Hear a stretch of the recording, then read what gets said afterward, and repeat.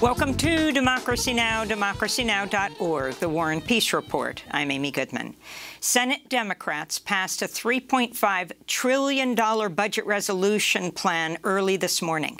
The budget vastly expands the social safety net, improves health care, education, and worker rights, includes measures to combat the climate catastrophe, and increase taxes on the rich and corporations.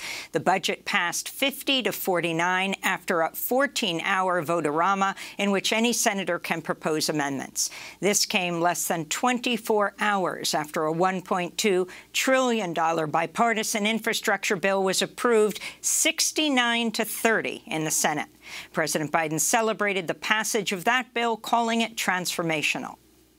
A historic investment in the nation's roads and highways, bridges and transit, and our drinking water systems and broadband, clean energy, environmental cleanup, and making infrastructure more resilient, and the climate crisis much more in our minds is how do we deal with it. Progressives has said they will not vote in favor of the bipartisan infrastructure bill before the House approves the $3.5 trillion budget. Once the larger budget package is hammered out, Democrats hope to pass it using reconciliation, allowing them to bypass Republican support. We'll have more on all of this later in the show with Congressmember Ro Khanna. Disgraced New York Governor Andrew Cuomo announced Tuesday he's resigning after months of mounting scandals and 1 week after the release of Attorney General Letitia James' damning report, which found Cuomo sexually harassed at least 11 women. Cuomo refused to take responsibility for his criminal acts as he announced his resignation. In my mind, I've never crossed the line with anyone. But I didn't realize the extent to which the line has been redrawn. One of Cuomo's accusers, former aide Lindsey Boylan, vowed to sue and condemn Cuomo's victim blaming. In a statement, she said, quote, "It's a tragedy that so many stood by and watched these abuses happen," adding, quote, "My hope always has been that this will make it safer for other women to report their own harassment and abuse," she said. The resignation takes effect in 2 weeks, after which Lieutenant Governor Kathy Hochul will replace him, becoming the first woman governor of New York. The New York State Judiciary Committee is still looking into whether impeachment is possible. Meanwhile, Cuomo could still face criminal and civil charges. He's also under investigation for covering up nursing home deaths early in the pandemic. As COVID-19 cases and deaths continue to trend upwards in the United States, Hawaii is the latest state to impose new measures, including limiting the number of people permitted at social gatherings and events. Oregon is restoring a statewide indoor mask mandate for both vaccinated and unvaccinated people amidst the Delta surge. In neighboring Washington state, the immigrant justice group La Resistencia is warning of a full-blown COVID outbreak at the Northwest Detention Center in Tacoma, where over 170 cases have been reported since June. The group is calling on Congress to end the Biden administration's inhumane policy of transferring and locking up asylum seekers. Meanwhile, in Texas, 2 judges ruled to temporarily allow local officials in 2 counties to require masks in schools and other public buildings, despite Republican Governor Greg Abbott's attempts to ban mask mandates statewide. In international news, 6 Mexican states have been placed on the highest pandemic alert level as cases surge and vaccinations lag.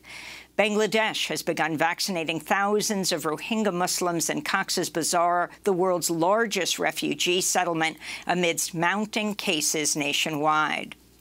In Afghanistan, the Taliban has now seized control of 9 provincial capitals since Friday. Hundreds of Afghan soldiers have reportedly surrendered at the Kunduz airport, sealing the Taliban's control over the city after they captured it over the weekend. Meanwhile, Russian media is reporting Taliban fighters have also taken control of Afghanistan's borders with Tajikistan and Uzbekistan, and Afghanistan's acting finance minister quit and left the country. The UN says there have been more than 1,000 civilian casualties over the past month, including the death of at least 27 children. Nearly 250,000 people have been internally displaced since May. All this as uncertainty also looms at ongoing peace talks in Doha, and with just weeks left before the U.S. completes its withdrawal. In Ethiopia, as the months-long conflict in the Tigray region continues to escalate, UNICEF is sounding the alarm on the disastrous conditions faced by children. More than 100 children were reportedly killed in recent attacks. At least 160,000 others are facing famine-like conditions. Meanwhile, Amnesty International reports hundreds of women and girls in Tigray have been raped, subjected to sex slavery and mutilation by Ethiopian and Eritrean troops. This comes as the Ethiopian Prime Minister Abiy Ahmed is urging eligible residents to join the armed forces as the government continues to fight rebels in Tigray and surrounding regions. Last week, the Ethiopian government threatened to deploy its entire defensive capability against the Tigray People's Liberation Front, which now also entered the Afar and Amhara regions.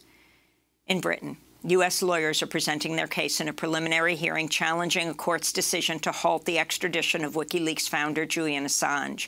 He faces up to 175 years in prison in the United States under the Espionage Act for publishing classified documents exposing U.S. war crimes. In Algeria, at least 42 people have been killed as wildfires blaze through several rural areas, burning homes and forests to the ground. At least 25 soldiers who battled the inferno are among the dead. The Interior Ministry suggested arson was to blame for dozens of active fires in the country, as some survivors condemned the government for failing to respond to the unfolding disaster. As you see, there are fires everywhere. We have not seen the government here.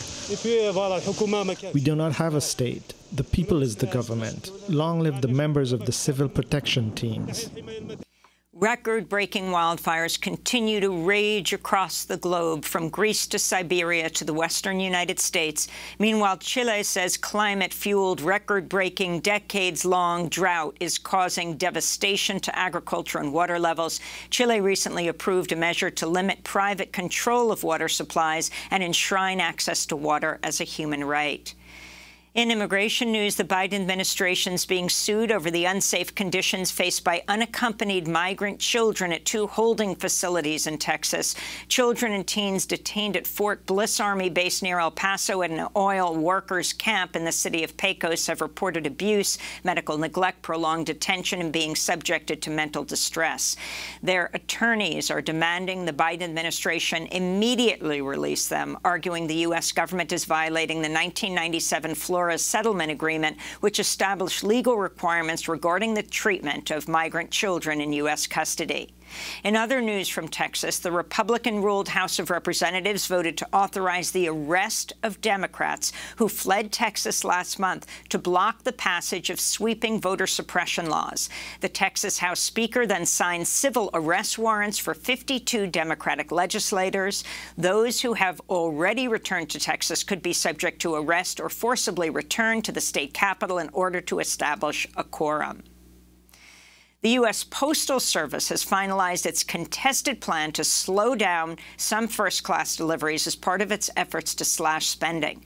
Postmaster General Louis DeJoy, a Trump appointee, announced the 10-year plan in March. Opponents say the move will disproportionately impact small businesses, middle and low-income people, as well as seniors, and that the risks aren't justified by what's expected to be a low financial return. Meanwhile, USPS is paying $120 million over the next 5 years to a major logistics contractor called XPO Logistics. DeJoy previously served as an executive at XPO and continues to have financial ties with his old company. And the Australian government's agreed to pay some $280 million in reparations to Indigenous people who were forcibly separated from their families as children. From the early 1900s to the 1970s, over 100,000 Indigenous children were ripped from their families and communities, known as the Stolen Generation, and sent to so-called boarding schools as the Australian government enforced a program aimed at eradicating Indigenous culture. While some Indigenous advocates welcome reparations. They fear history is repeating itself as Indigenous children are still far more likely to be removed from their homes and placed under state custody than non-Indigenous children in Australia. And those are some of the headlines. This is Democracy Now!, democracynow.org, The War and Peace Report. I'm Amy Goodman in New York, joined by Democracy Now! Co-host Juan Gonzalez in New Brunswick, New Jersey. Hi, Juan. Hi, Amy, and welcome to all of our listeners and viewers across the country and around the world.